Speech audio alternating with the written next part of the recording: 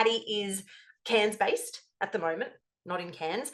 Cairns-based electronic music producer, also an Ableton Live certified trainer, and a sound artist whose practice explores the intersections of sound, technology, and gender. Using hacked domestic objects, DIY electronics, and performance-driven experimentation, Patty creates immersive sonic environments that challenge traditional relationships between performer, instrument, and audience. As a lead collaborator in the Ironing Maidens, what a name, and Hot and Heavy, their work blends electronic music, installation, and performance to interrogate labour, technology, and the relational dimensions of climate change. Patty teaches in the Bachelor of Music program at CQ University, where they coordinate and lecture in music technology.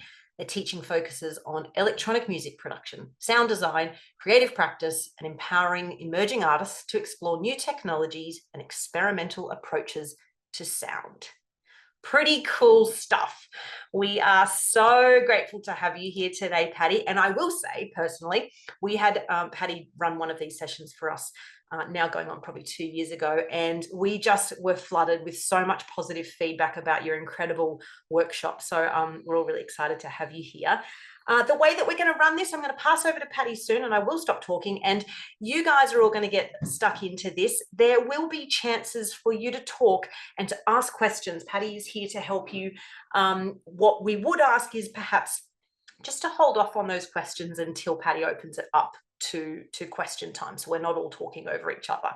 And I think that's probably it. Anything I've missed, Patty? I think that sounds great. Yeah, thank you. Fabulous. All right, I'm going to mute and I'll be here in the background. Yell out if you need me. Thank you so much, Caroline. Oh, thanks so much. Hi, everybody. Yeah, I guess Patty Caroline's just done a lovely introduction. There wasn't stingy bio. I didn't go back to primary school, so yeah. Yeah, I'm here in Yogyakarta this week. On a couple of weeks, I've been here for. I'm working on a project called Dialog Lenza, where I'm collaborating with another artist who's from the Ironing Maidens, and then working with a local photographer and curator. And together we're creating a performance work that will happen on Saturday here. We're hoping it will happen. It hasn't emerged just yet, but we're still in that kind of lovely creative development phase. So I guess what I wanted to share with you all today is a workshop or a practice or a workflow that I've been using for a long time to create music. I originally came from like an acoustic music. I used to be a drummer, and I worked a lot in studios recording artists. So I very much come from that acoustic world, but now I mostly use electronic instruments to create sound. So I guess the process that I'll share with you today is a little bit based in electronic music production. But if you are a bit more of a musician, I can see some guitars in the background, and I'm imagining maybe there's some vocalists here. This is a great process that you can use. You can just swap out the electronic instruments for real instruments.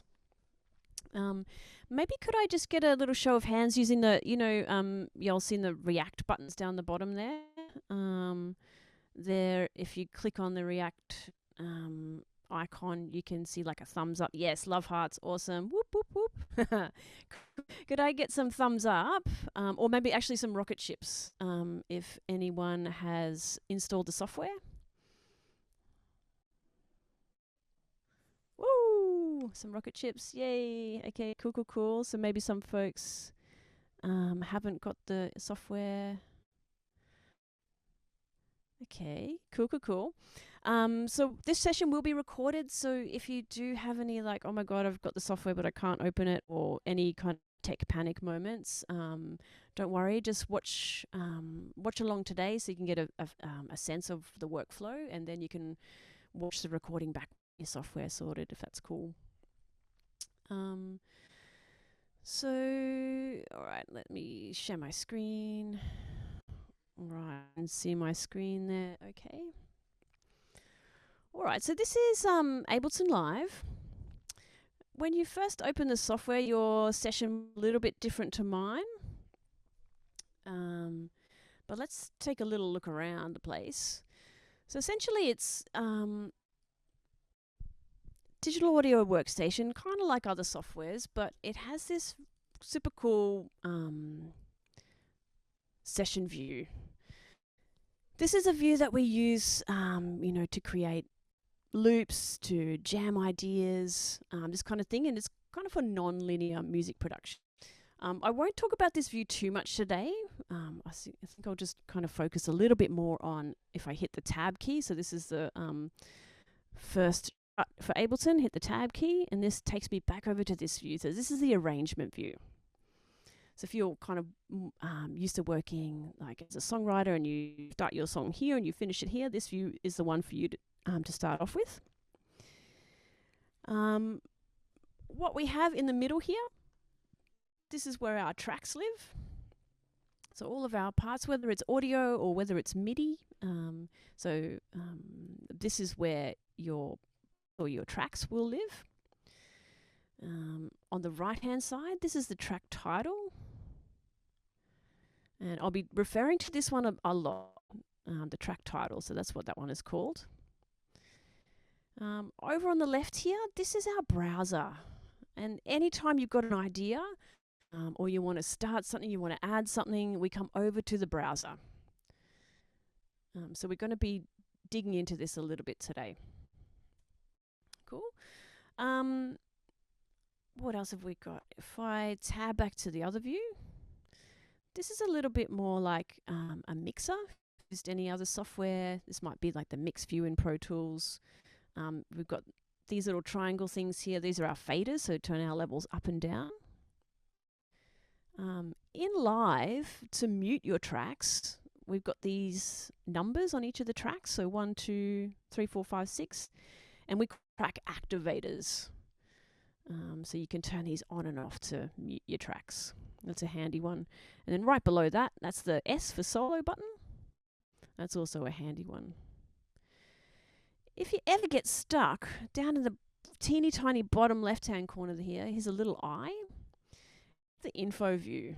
So whenever I hover my mouse above something, this info view tells me what that thing is.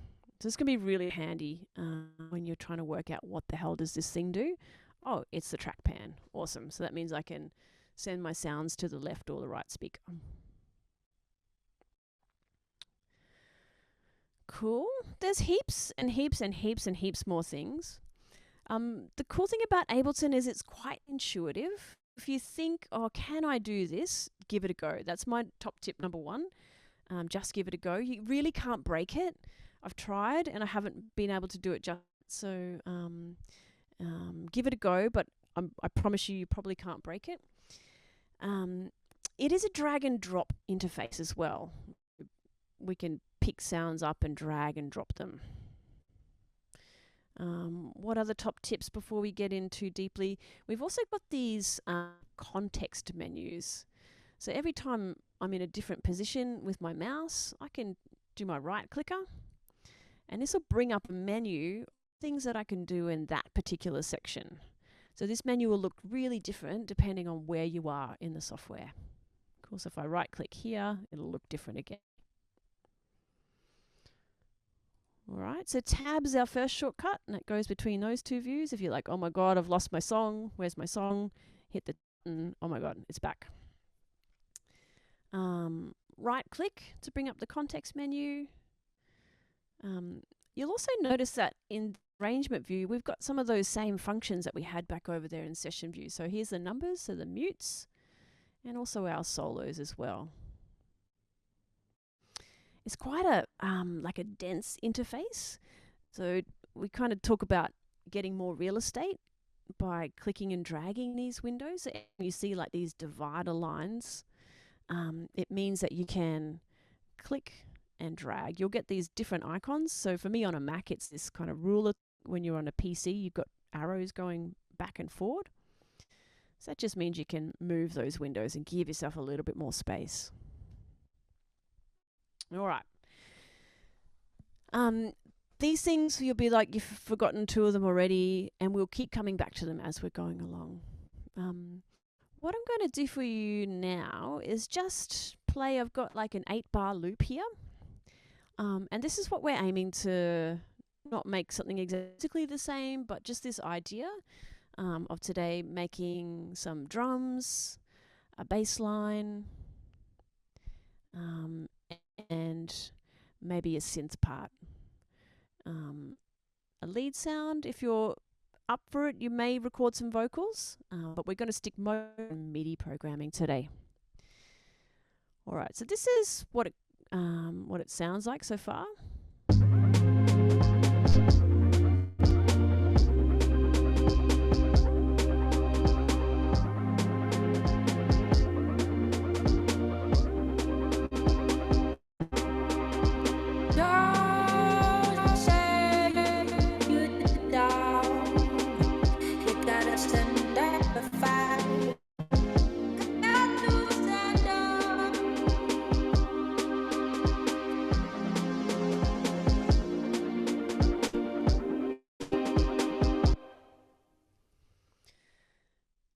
Cool.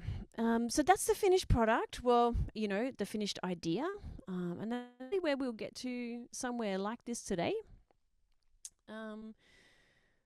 So what we're going to do now is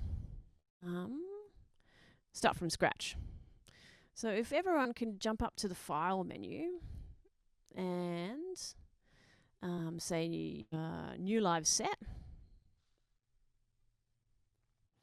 And this will create for us a blank session. Whoa. Sorry, for me it's created a template, so yours is going to look different. Let me just get back to where you are. All right.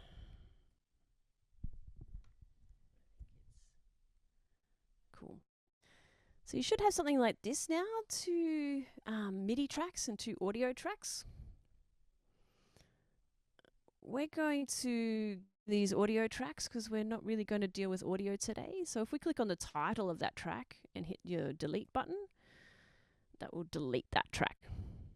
And it doesn't ask you if you're sure. So this is one thing to look out for later on if you're like, oh my God, I've deleted my tracks. Undo, so Command and Z on a Control and Z on a PC. That will bring those tracks back.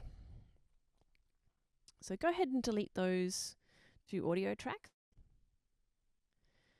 I'm going to drag my browser open a little bit more and hit the Tab key.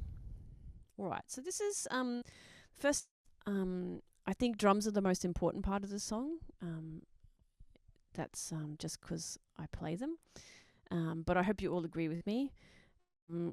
So because Ableton is a bit more of an electronic music production software, we generally are working to a grid.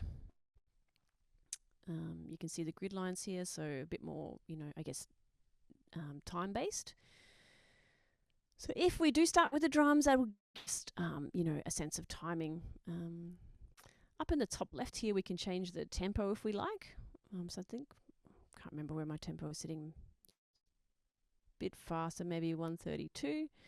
So you can click and drag this one up or down.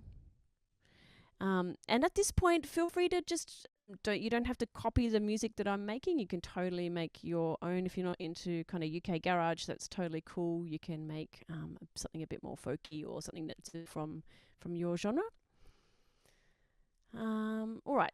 So the first thing we need to do, and this is the same process for each instrument, is come over to the in the browser and click on drums. We can filter our search. I'm just going to make this a little bit bigger so you can see it a bit better. Because in this library there are so many sounds, and you can spend in here just listening to drum kits and bleeping and blooping out. That's kind of, it's a little bit of a wormhole, I will warn you. So we try to make the process a bit easier to choose. So the first thing that we want to do, these might be all closed up for you, so we can some of these disclosure triangles. And let's choose a drum kit. When I click once on one of these sounds, it will view the sounds in the kit.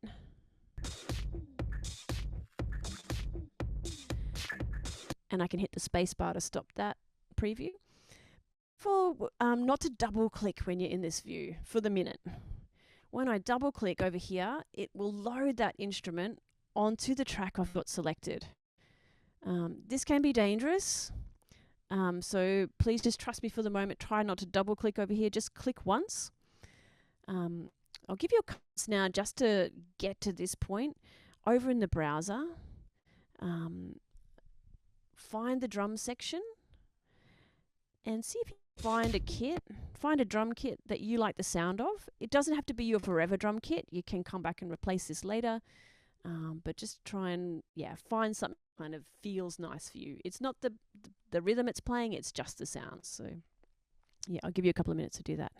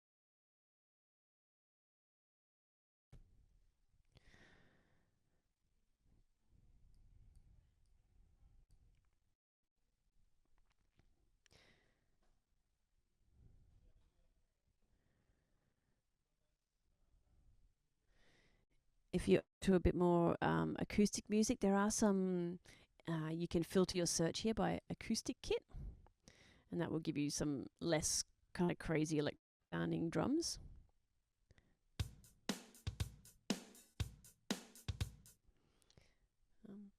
Cool, has everyone found some drums? Yeah, awesome, okay. Once you've got a kit, remember I said it's like a click and drag interface. We can these drums up, click and drag them onto an empty MIDI track over there in our arrangement view. Cool. You can double click if you like. It's a very easy way to get your sound there, but for the minute I want to be really intentional. So let's pick this up and drag and drop it onto that MIDI track. What we've got now is, just move that out of the way over there, sorry, is a drum kit. Cool. If I double click on the title of the track, I can see kit view, and that's down the bottom here. So if I preview the sounds, there's a lot going on in the different instruments. Sometimes these macros that you can see here, don't worry about those for the moment. This little 16 like 4x4 grid here, this is where all of our are. So you can preview the sounds. Cool. What we need to do now, so we've kind of got we've added our drummer, and what we need to do now is tell the drummer what to play. And to do that, we need to create a MIDI clip on our MIDI track, and then enter in some MIDI notes. So I'm going to create a 2-bar drum loop. So this is a slightly tricky one. So I'll demonstrate first, and then I'll go back over the steps so you can follow along. So in this view, an arrangement view, we need to say how long is our loop. So for me, it's going to be 2 bars. So I'm going to go from bar 3 to bar 5. So if I click and drag from bar 3 to bar 5, that's made a 2-bar selection.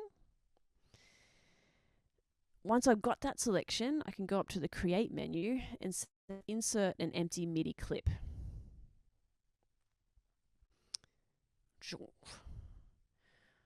Once I've done that, my view will drastically change. I'm just going to get rid of that one for the minute just to give a bit more room. And now we can see the drum kit and also this MIDI clip.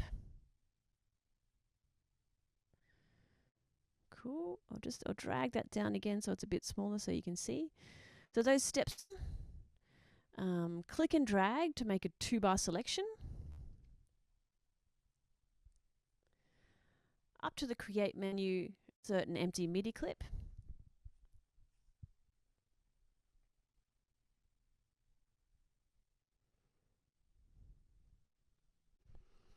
And then you can use that kind of sliding ruler tool to drag that view up to see that MIDI clip a bit better.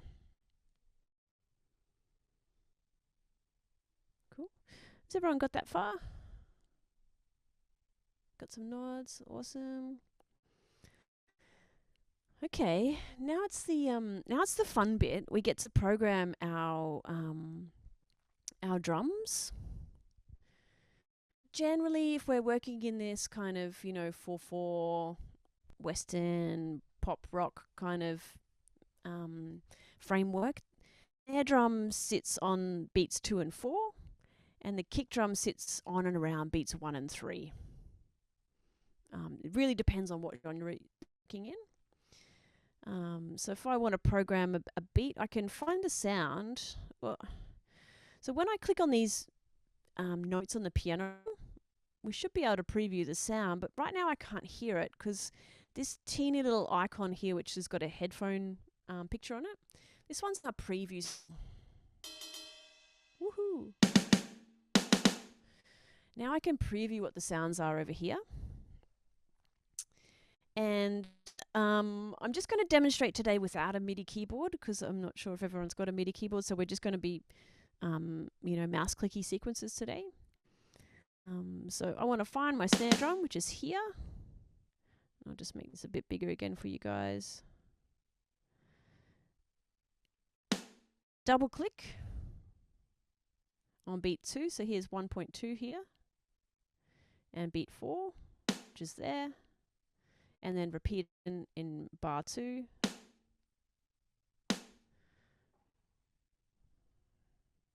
Cool. To hear just programmed, we can go up here to the arrangement view, and spacebar is playing, just like most music softwares.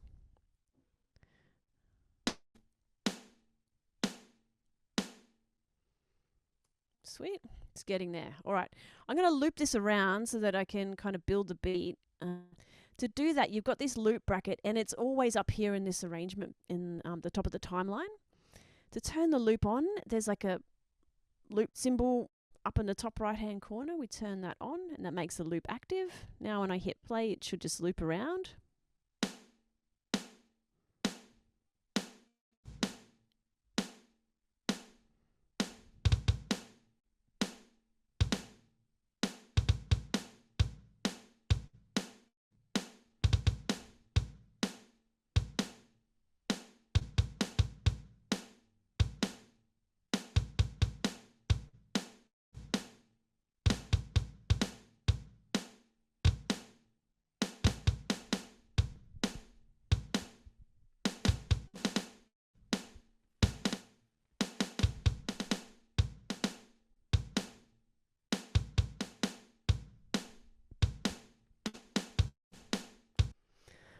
All right, so what I'm doing there is I'm adding the sound, so double clicking to add. If I don't like where I've placed it, double click it to remove it. I can also pick that little sound up and move it to anywhere else. Cool, and then it's just a matter of building your beat. Adding maybe some hi-hats. Maybe we'll just start at that point. So creating your MIDI clip, and then we're going to just use our double clicking to add some notes. You might try out some copy, paste, duplicate functions. See how you go with those. But yeah, let's just spend 3 minutes building just a basic beat. And yeah, shout either in the chat or open up your microphone there if you've got any questions, like, oh my god, I can't find my drums.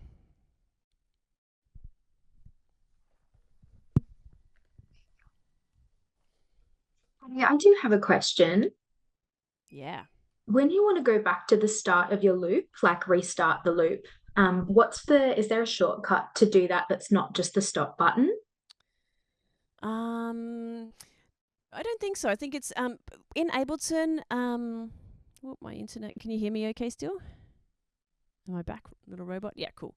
In Ableton, the playback head, which is this little blue line, your playback will always come back to that line. So start and is just the space bar, and it will always come back to that last point that you played from. If you continue playback, you have to hold down the shift key and hit the space bar. So not necessarily, there's no shortcut to get back to. Actually, look, I'm sorry, I shouldn't say that there's no shortcut. There could be one. I just don't know it. That's okay, thank you.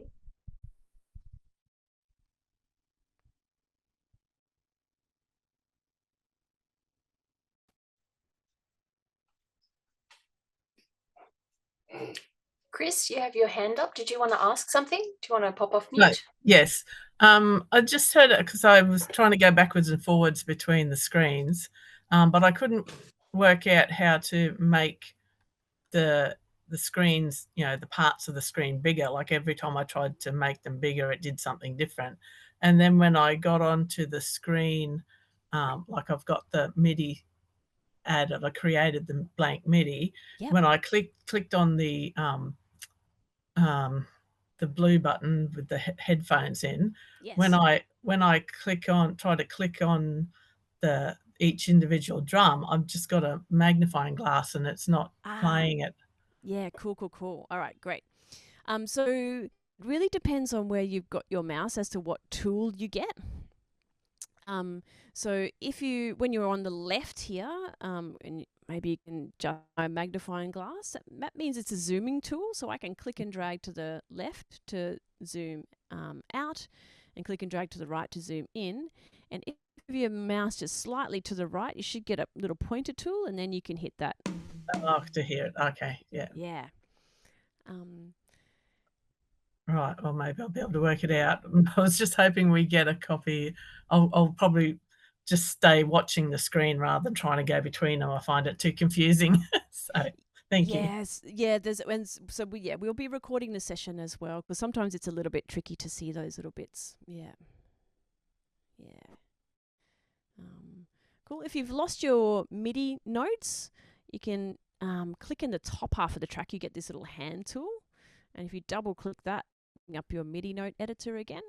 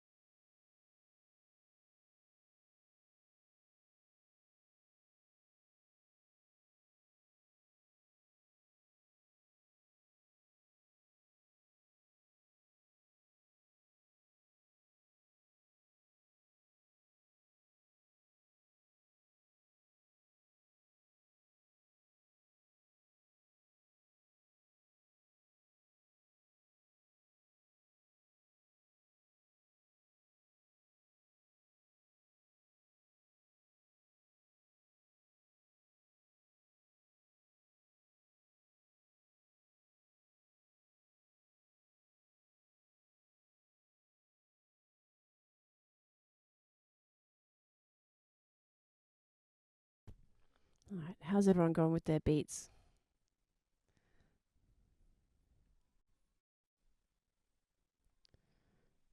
Some thumbs.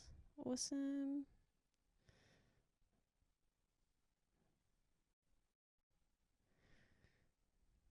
Cool. Let's just maybe take one more minute and we'll go on to the next bit. We can always come back to this part as well. And it doesn't need to be perfect.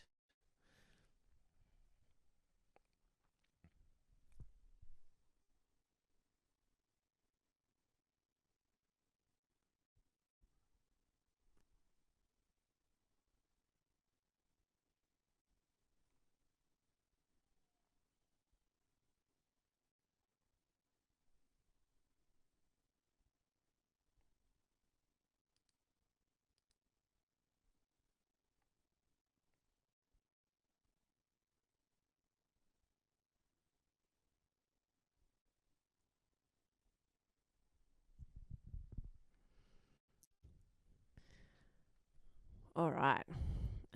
We'll might leave our beats there, and we can always come back to those. What we're going to do now is keep building our layers for our track. So we've got the drummer.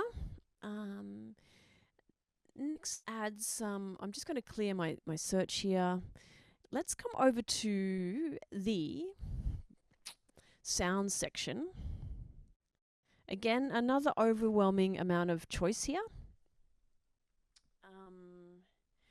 In sounds, this is where you'll find thing that's not drums. So strings, bass, pads, plucks, leads, mallets, blah, blah, blah. Kind of anything you can imagine. Depending on the version you got, it will depend on how many sounds that you've got in your library already. But this is also expandable as you go. So same process. Let's click on sounds. I'm going to filter mine. I think I want to find some string. So I'm going to filter it by strings. And we've also got these, different characteristics of strings. Again, the results that you have here will depend on what you have in your library. So yours might look a little bit different to mine.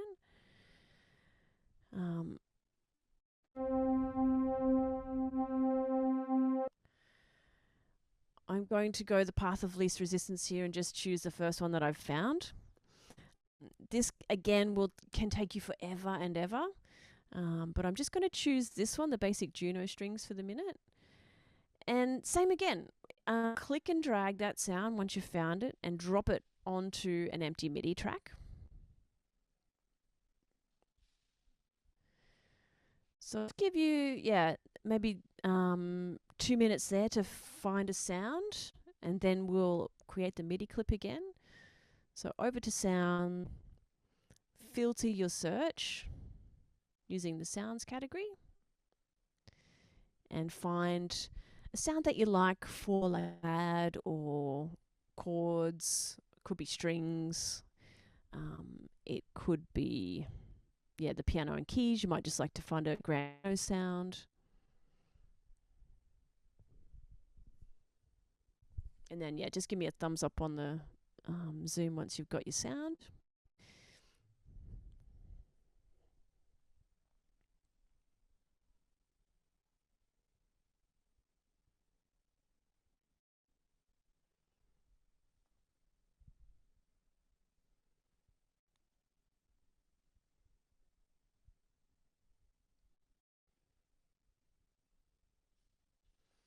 So many choices. What are you going to choose? What are you going to choose?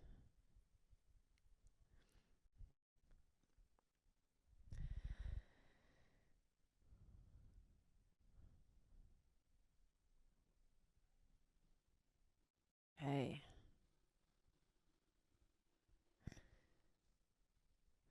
All right, so same thing again. We need to create a MIDI clip in order to program our chord progression. So I'm just going to make that same 2 bars. So click and drag to select 2 bars on the new track now. So we've got our drum kit, and now here's our pad sound or our string sound or piano. So click and drag to create that 2-bar selection, and up to the Create menu and insert an empty MIDI clip. If you're into shortcuts, you can see the shortcut listed in the menu. So Command Shift and M on a Mac or Control M on a PC. So you can start using those if you like. This piano roll or MIDI note editor looks a little bit different now. So with our drums, because they're not a pitched instrument, they each have their own MIDI note assignment. But for our pitched instruments,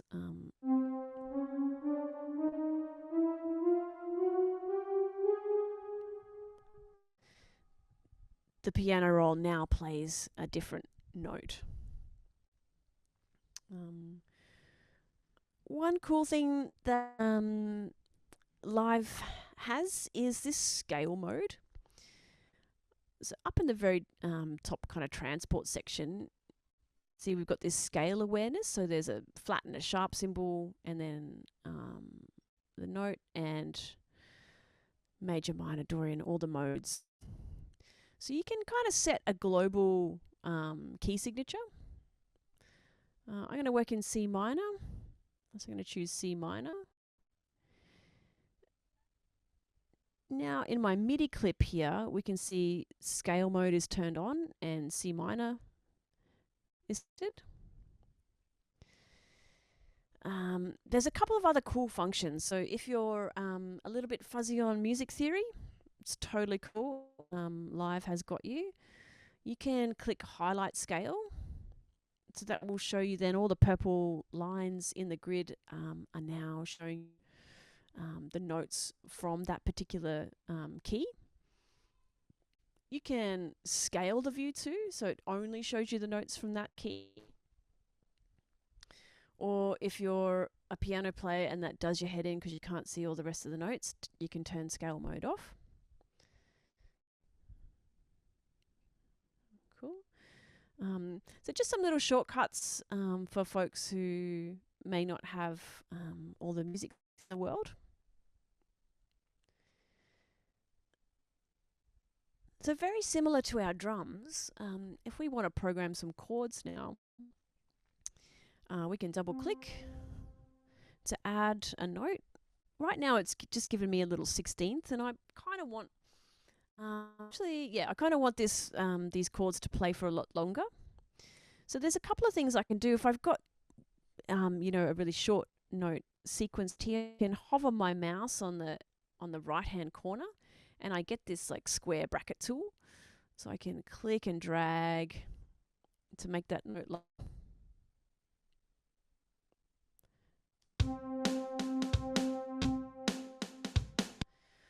Or I'm going to zoom there. So anytime you see this little magnifying tool on the left of your piano roll editor here, you can zoom in and out, and up the top as well we can zoom in and out.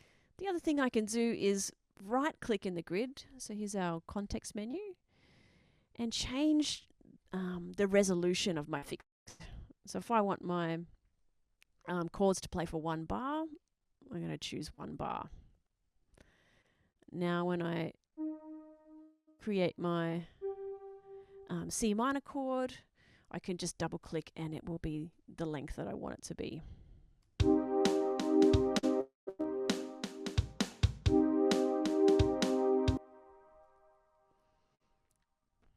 Cool. I can sequence another chord here. B major.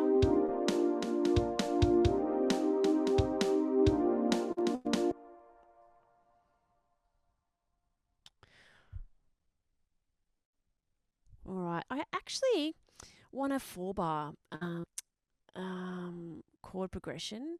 Any ideas from the floor on as to how I could make this a 4-bar loop?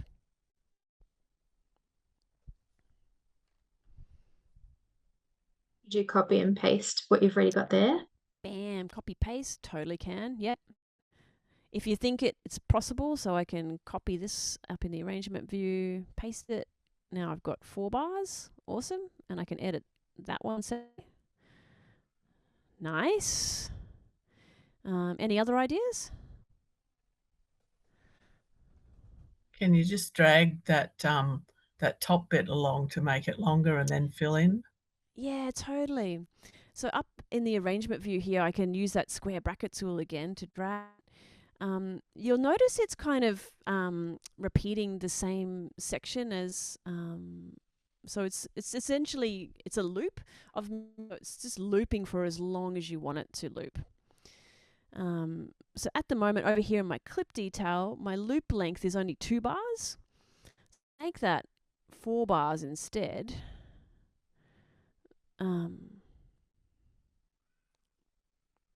Then you can see up here in the arrange view that I've got these 2 empty bars here. So now I can go ahead and program another chord in my sequence. I actually want that one over there.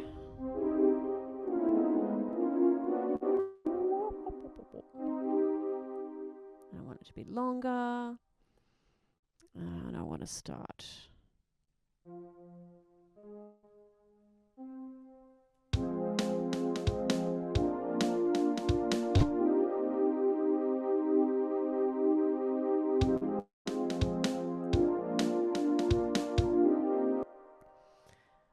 Cool. I'll show you a couple more tricks that you can do if you are a guitarist or a keyboard player. You might already love to play with inversions. There's some really cool ways in Live. If I select the root here of this chord, hold down the Shift key and click the up arrow, that will send it up 1 octave.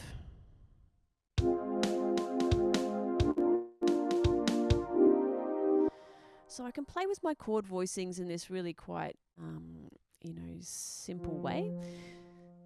So select the note, hold down Shift and click the up arrow. Cool, so maybe have a go at that. Create a 2 or a 4 bar loop on what you think your song might need. Right click in this grid view here to change your resolution. Or use that square bracket tool to adjust the length of your notes in the chord. Cool, so again, yeah, we'll open up the floor there for any how do I do that or questions or comments or anything.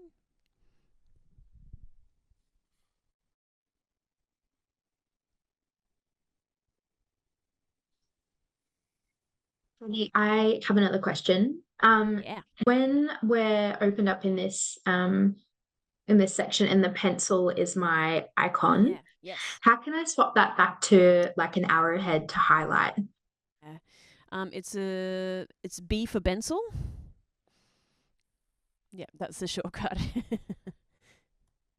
So you can use the pencil tool as well to draw in your notes. So if you click on the B, that will bring up your pencil tool, if that's easier for you than looking. Awesome, thank you.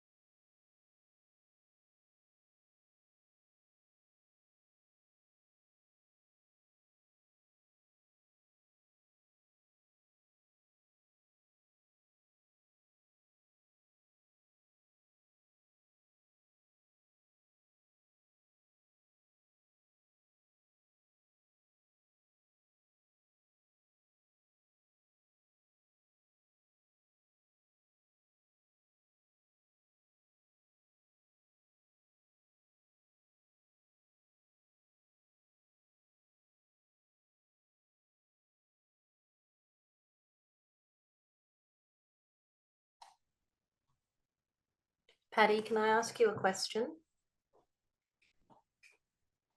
Yes. Sorry, I'm just coming. There's someone has put a question in the Q&A and Yeah. Tamara has just asked, do you have a preferred microphone for tracks on Ableton?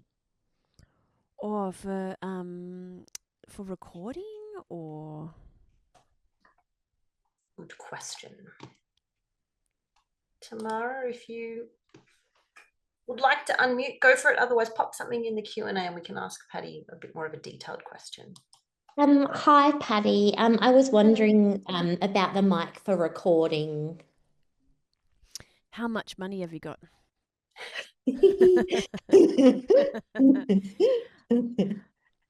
Just go for it. Yeah, look, you know, it's an interesting question, this one. I always say the best microphone to record with is the one that you've got. You know, if you've got a 58 for stage, use that. Lots of my students record into their iPhone microphone, and at first I was like, oh my God. But, you know, it means that they've got a microphone and they can... and then if I'm in the studio and someone else is paying for the microphones, then I love to use the Neumann mics. In the studio, we've got a U87, and then also in my home studio, I use a TLM 103. It's a bit of a cheap. Yeah, it depends on the voice as well. The singer that I work with, their voice is a bit softer, so the Neumann microphones work really well for that. Yeah. What have you played with so far? All kinds. I'm a sound production student in Australia. Yeah, I guess, would it be similar to what you get trained in the studio? Totally. Okay, thank you. Yeah. But the shorter answer is whatever you've got is cool. Yeah. An iPhone. Yeah. Thank you.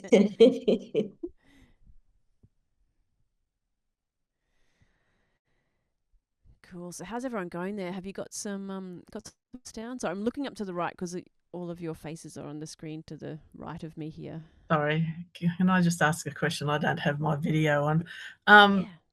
I can't get the bottom screen back up again where you put the notes in. I know they jump around, don't they, all the time? So that's one of the moments when you're like, oh my God, I've lost it. So if you want in the screen down the bottom there, the detail view, if you want to look at the MIDI notes, move your mouse to the kind of thin line across the top of the MIDI track, and it gives you that little hand tool. If you double click on that, that will bring up your MIDI note editor. Okay, thank you. Did that work for you?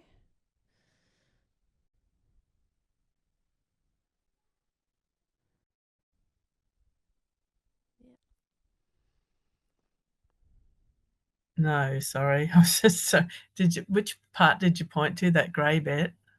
Yeah, so my tracks, you know, see my basic June 2. Yeah. It's kind of, what colour would you call it? I have a problem with colours. Pink. It's peach. Pinkish. Yeah, okay. So in the pink MIDI clip that I've got here in the arrangement view, when I move my mouse to the top where it's solid, it gets that little hand, and if I double click on that little hand, that brings up that editor. And I'll try that. Yeah.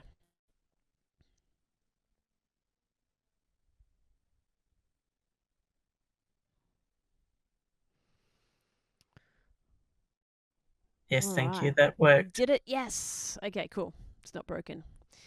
Okay. Next one we're going to add is a bass instrument. So back over to the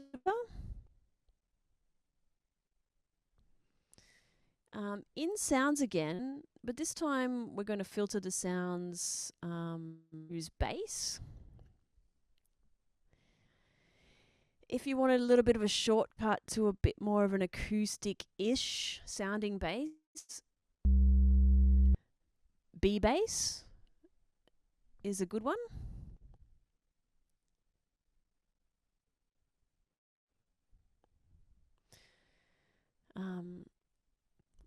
This time I've run out of MIDI tracks over here in my arrangement view. So this time when I pick up the instrument, I can actually just drop it down the bottom of my arrangement view and it will create the MIDI track for me, which is kind of cool. I'm going to adjust the height of my tracks. It's made the track so that it's closed. So we've got these little disclosure triangles here that kind of open and close the tracks. So open up my track. Do the same thing again. Click and drag. This time I'm making a 4-bar selection at the start. Up to the new insert empty MIDI clip.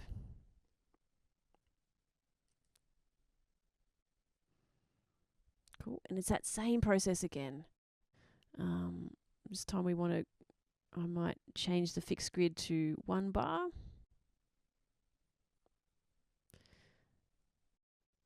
Find the notes I want to sequence.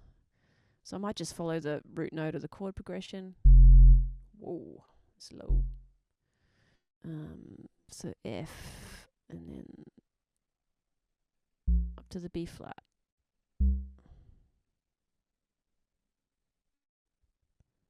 Oops. Get rid of that so you can see a bit better.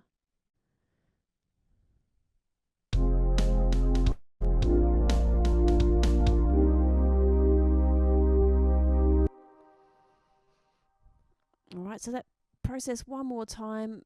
Over to the browser, find sounds, filter your sounds by bass. If you want a shortcut to find a bit more of an acoustic sound, you can choose that B bass. Click and drag it into an empty section in your arrangement view, and that will automatically create the MIDI track for you.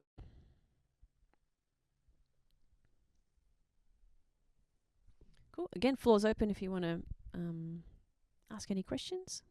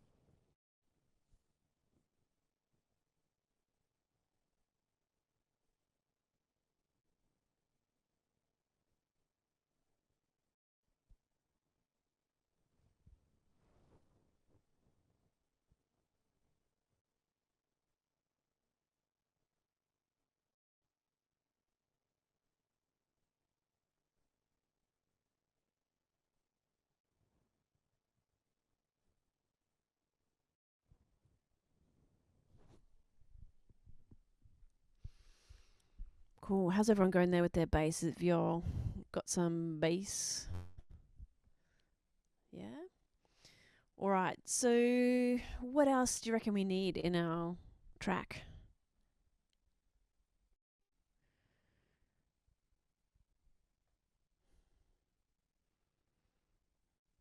Maybe we can add a lead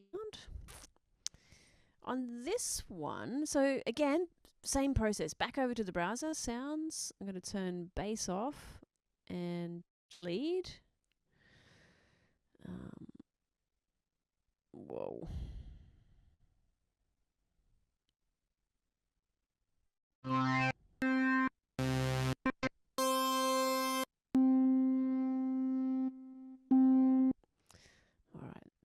have to do me. Click and drag, drop it into an empty section in your arrangement view to create a new MIDI track. Lift it up.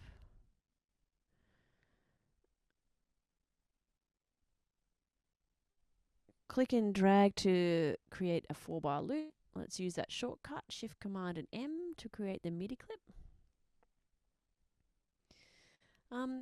This time, so when we double click on the MIDI clip, we'll look at our MIDI note editor, and then if I double click on the title of the track, it shows me the instrument. So this time what I want to do is actually use a MIDI effect to create like an arpeggiator. If I go back over to the browser again, and this time I'm going to look at MIDI effects instead of sounds. And I'm going to arpeggiator, so click and drag that and drop it. I have to drop it before the instrument because it's a MIDI effect. What happens when I play? Wow, wow, that's loud. Let's turn that down a little bit. When I play one note, it'll repeat those notes. So this is kind of cool if you want to give a little bit of movement to your lead line. What I'm going to do is I'm going to copy, so Command and C on a Mac or Control and C on a PC, copy my chord progression, and then paste that onto my lead track. I'm just going to solo this one out for a minute so I can hear it on its own.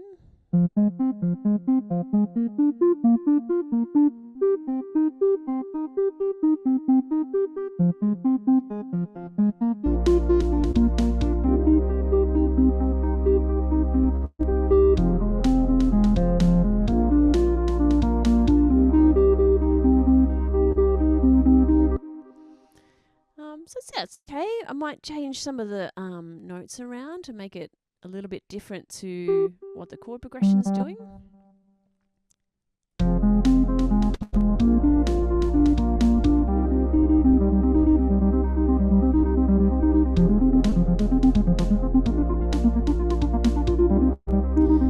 It's a bit hectic at 16th notes, so let's keep it at 8th notes.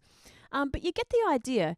If you want to add some movement to your lead line, you can use the chord progression that you've already made, put it onto a new track, and then on this track add the arpeggio.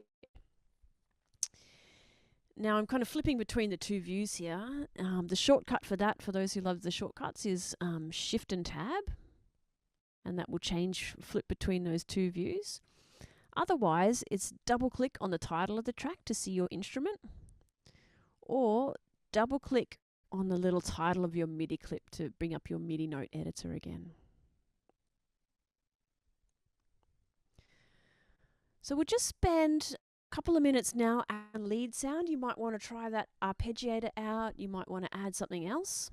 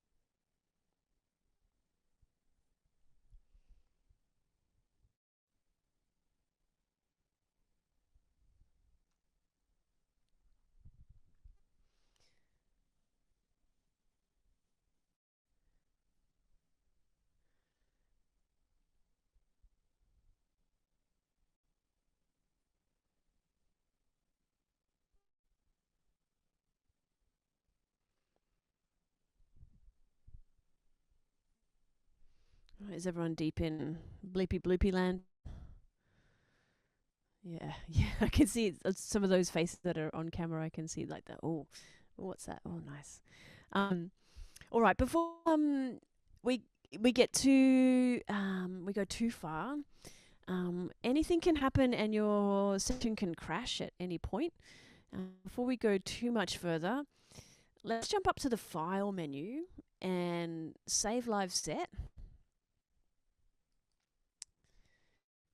It's a good idea to have a place on your computer where you save all of your live sessions. Ableton will work much on your local hard drive than it will from a cloud drive, or you could use an external drive. So for me, I've just got a folder on my computer called Sessions, and that's where I keep all of my live sessions. So Equalize 2.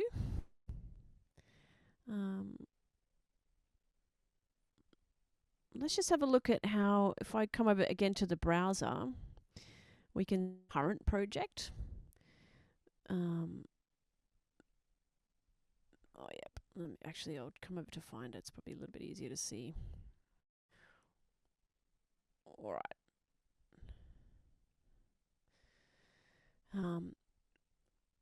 So the way Ableton has projects, when you save, it will create a top-level project folder for you. This is kind of like your suitcase when you're going on holidays, and it keeps everything that you need for your holiday in that one place. Inside is the .als. This is the Ableton Live set. So this is like the container. Yes, it kind of has all that information about your session. If you record any audio, there'll also be a samples folder here as well. So it's really important that you keep this folder hierarchy and you don't just drag this .als onto another place, because it needs all of that information in that one folder for it to run. Because Live works from a whole lot of sample libraries, what it tries to do is not save all of those samples in your project folder. It will keep it in one location on your hard drive. This is great if you're just working by yourself, but if you wanted to share your session with somebody else, someone in your band or something like that, and they didn't have all of these sounds, you need to jump up to the File menu and say Collect All and Save. And what this function does is you can tell that you get files from elsewhere. Say you've done you've made a field recording and you've dragged it in, or you've taken something from another project or from somewhere else. And we say, okay.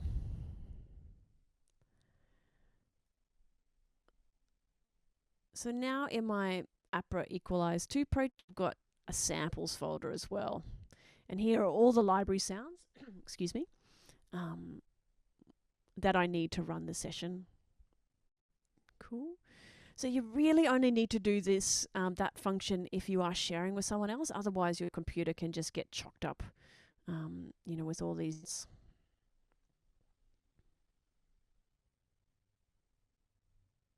Cool. All right. And then Ableton doesn't automatically save, so you need to keep saving. So Command and S on a Mac or Control and S on a PC. It does, however, if your session crashes, it will save your most recent version for you, which is very kind. It also has this backup folder too, which is kind of cool. So there's always a backup. All right. The next little bit, we've got 4 minutes now to make a bit of an arrangement. So we're here in Arrange View, and we've sort of, maybe you've done this already, maybe like, oh, I want it to start here and finish here. But these loops now become the building blocks of our song. So for me, I might want my song to start with those pads. Maybe at bar 9, I want the drums to come in. I might drag that pad loop out so it keeps going all the way up to bar 17. I might drop the bass in at bar 9 with the drums. Drag those drums out. Then at bar 17, I might want something to change. Maybe this is kind of like a chorus or something like that. So I'm going to duplicate those drums, maybe add some offbeat hi-hats in there. Maybe keep the chord progression the same. Maybe keep the bass the same, but just change the drums and add the lead. So you can kind of get a sense of, you know, how you might build up your song. So at bar 1 here, I'm going to hit this set button. So above the track titles is this teeny button called set, and this will add a memory locator for me. I can right click on this and rename it on this intro. At bar 9, I'll hit set, right click in here and name and call this verse. At bar 17, hit set, rename, and I'll call this chorus.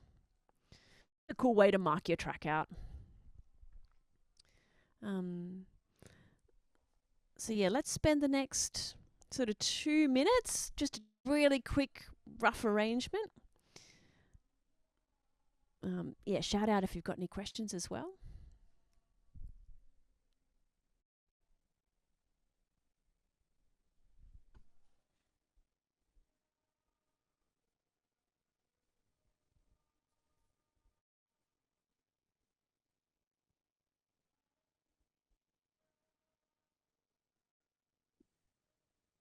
Hi, Patty. I don't know how to work my right click. It's not working. Oh, that's a bugger. Are you on? You got a trackpad? Yeah. Okay. And are you on a Mac or a PC? Mac. Oh yeah, cool. It depends on how you've got it set up. Try holding 2 fingers on the trackpad, but not pressing, and then clicking. So, oh sorry, 2 trackpad, and then click with your thumb. Yeah, that works for me. That's it. Yes. Okay, cool. I just didn't know how to press it. Is that how you usually use right click? That's how it's default set up on the Mac. Some people, you know, down that bottom right-hand corner of the trackpad, they'll set that one up as a right clicker. Oh, okay. But I got one of these. Oh, yep. Got Just it. yeah. Otherwise, it's like a little. But yeah, 2 fingers and a click with your thumb. Okay, cool. Thank you. Okay.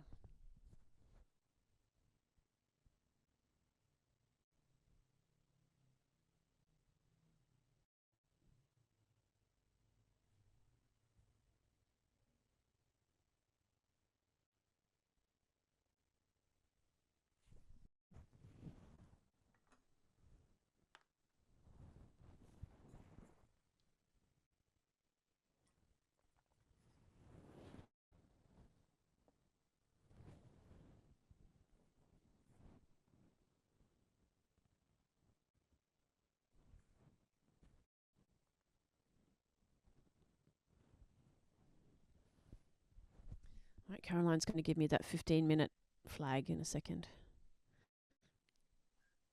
How did everyone go with their arrangement? I was going to, Patty, but you're already on. You're already on it. I was panicking. I'm like, oh no. Oh, you're doing good timekeeping.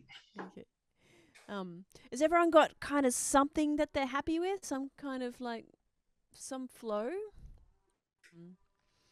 Okay, you can spend another couple of minutes on it, but what I'm going to show you now is how to export. I'd love it if anyone's happy to maybe share what they've come up with today. You don't have to.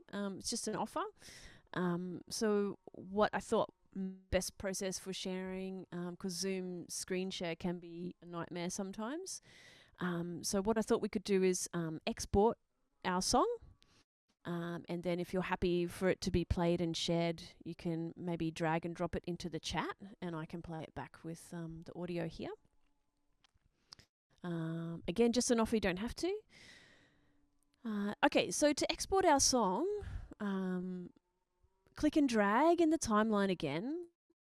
And I usually just drag out an extra bar at the end. And this just says, hey, Live, can you export from bar 1 to bar 26 for me?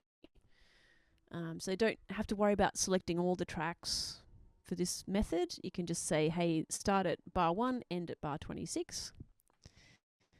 Once you've got that selection, we go up to the File menu and Export Audio Video.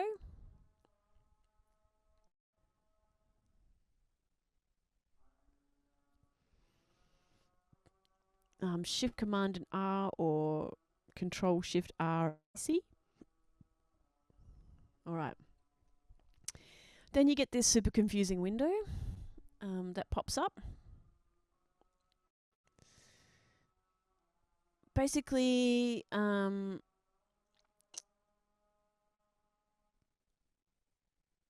there's export settings depending on what you're doing. For today's purpose, we want our sample rate to be 44,100. And we're not going to export PCM audio today, so that's like our high quality WAV files or AIF file. We're just going to export the MP3 so that we can upload it to the chat a bit quicker. So make sure, so turn PCM off and encode MP3 on. When we hit the X button, is everyone cool? Has everyone got those settings there? So 44,100 MP3. Then it's going to ask you, you want to save it? To keep things tidy, I always put my exports back into my folder that I'm working. So I find that folder on my hard drive and I create a new folder and I call it exports. Name and the save button. Then it'll start exporting in 25 times real time. Then you should be able to go to your File Explorer or Finder window and find that song.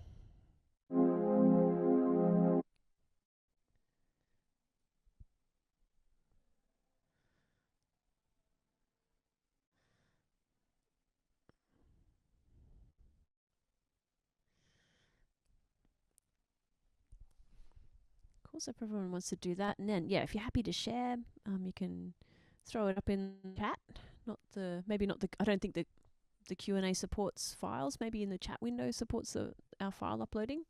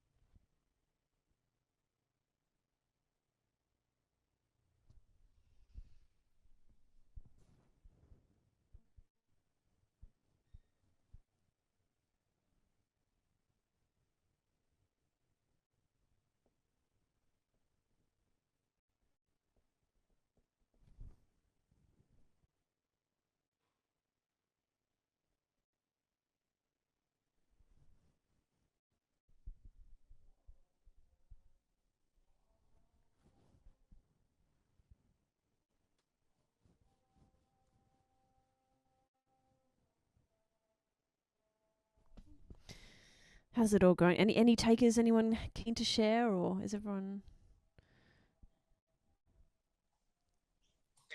Patty, we've got a couple of people saying they would. I think, Casey, you said that you would be keen. You just need to get it from your other computer to your laptop. Okay, cool. Nice. Thank you, Casey.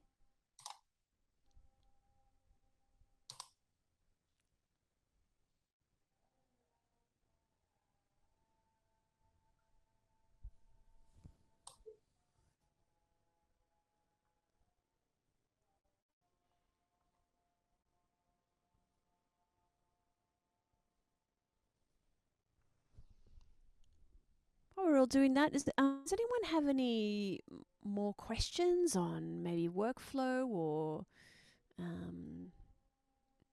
why I chose purple for my drum. I just wanted to ask, because I wasn't able to get the arpeggio part to work, so I'm just going to have to go back through the video when I get it and redo it. Otherwise, I would have shared mine. But, do you want me to show you quickly? You might have time. Yeah, let's just see. Okay. So, have you got a track for? Have you got a sound for your lead instrument? I think I picked something. I think I just copied it from the one that I'd done, sort of like you'd done. Yeah, awesome. So you've got the sound and you've got the arpeggiated section.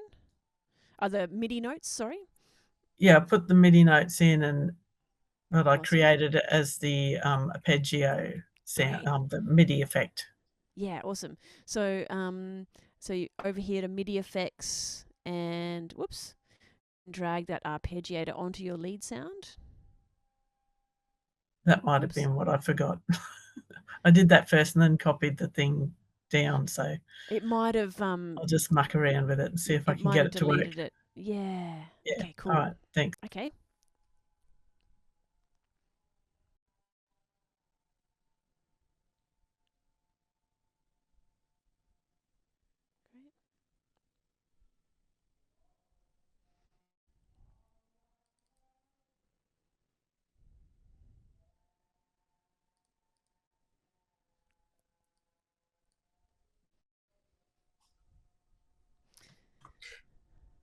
Patty, where I've got Casey was trying to find a spot where she can drop it. I'm just thinking maybe it's in this chat, Casey. Can we?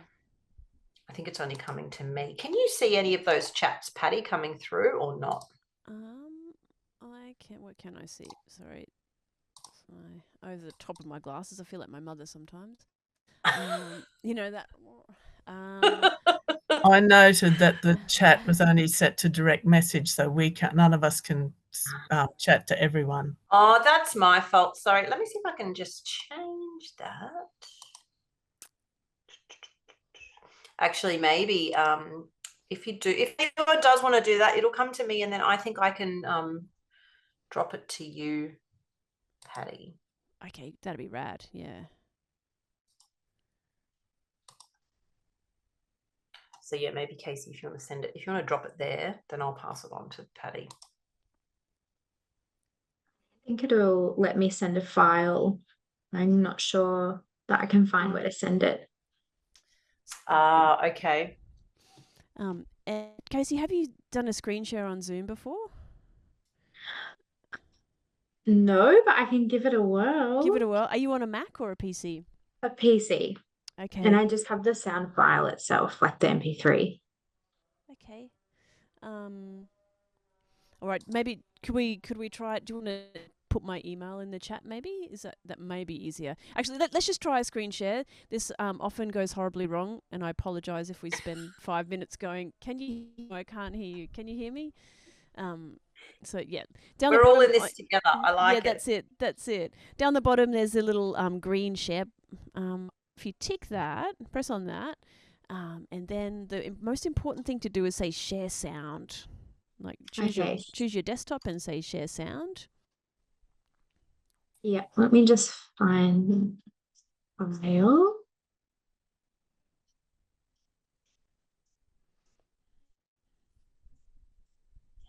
Just have a little I just did a loop. Yeah, awesome.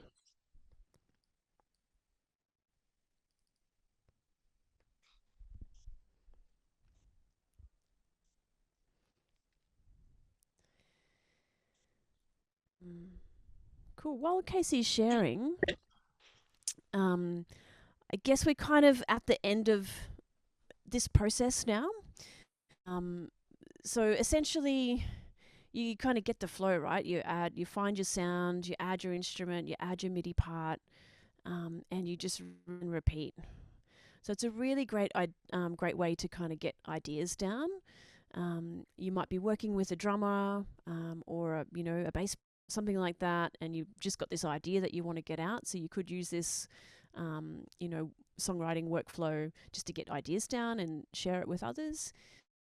You might be like, that's it, I'm giving away my guitar, I'm going to be an electronic music producer, which is what I did when I found Ableton. I'm like, that's it, no more drum kits, I'm just going to play finger drums. Yeah, I guess maybe I'm interested in any reflections from people. How did you find the process? Was it, sort of interesting? Was it a little bit easier or harder than thought? Or do you think you might use this as part of your practice? Or some thumbs up? I'm very interested in learning more about the instruments available on Ableton. Because going into a music store recently, I can see there's just so many different varieties. Oh my God, so much. Yeah. Mhm. Yeah. A really great place, I guess, about Ableton in particular, is their website. They have so many great videos. Oh, So cool. if you're looking for non-ro kind of videos, head to Ableton because they're just really quite, to the point and very informative. Great. So they Thank have you. lots of tutorials as well as lots of artists sharing their process. So if you're kind of interested in expanding the way you approach music making, they've got lots of really great resources. So that's always my top tip for resources. Head to ableton.com and in their kind of tutorials section, they've got a great YouTube channel as well. Oh, great. Thank you. If no one else has a question, may I ask one? How does someone who is not a musician traditionally learn music theory? Does Would someone it be else want to have answer that lessons question? and learn? Can I just step in here and say I am a musician and I don't know theory, right? I just do it all by ear. Yeah, and it's that interesting one, isn't it? The theory exists to support what we maybe inherently know already, and if you're interested in the theory, expand your world, or I think what Ableton has tried to do in the software is make it quite accessible for you to make harmonic music. So using that scale mode, you can just literally see what notes work together. And if you use that, you kind of also start to learn a little bit. Oh, this is C minor. These are the notes in C minor.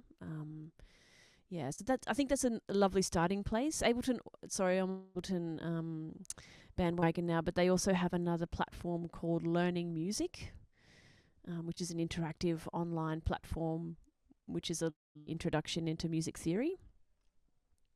Thank you so much. Cool. All right, how do we go, Casey? Give it a go. Okay, let's give it a go. It could be I our realized, yeah, only half my track bounced out earlier. So I was like, okay, cool. Content only. No. Share sound. share sound. Okay. All right. Can you see my media player? video? Yep. Yeah. Okay. I hope it works.